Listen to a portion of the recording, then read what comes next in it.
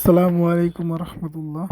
ভিডিওতে যে ওষুধটি দেখতে পাচ্ছেন সেটি হচ্ছে সোলাস ট্যাবলেট। এর জেনেরিক নাম হচ্ছে মেবেন্ডাজল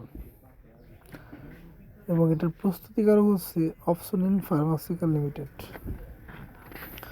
এটা হচ্ছে একটি কৃমিনাশক ওষুধ। কৃমি ধ্বংসের জন্য এই ওষুধটি সেবন করা হয়।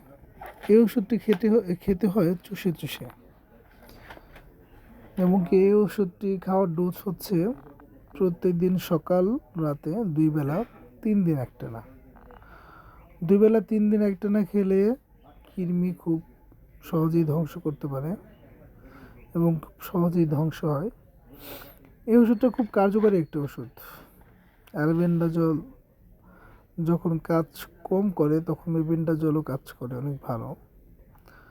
তাই আপনাদের যারা কৃমির সমস্যায় ভুগতেছেন তারা অবশ্যই মেবেন্ডাজলের সোলাস ট্যাবলেটটি ট্রাই করে দেখবেন। এটাতে আশা করা যায় খুব ভালো রেজাল্ট পাবেন। এটার দামও খুব কম, মাত্র 1 টাকা 15 পয়সা পিস।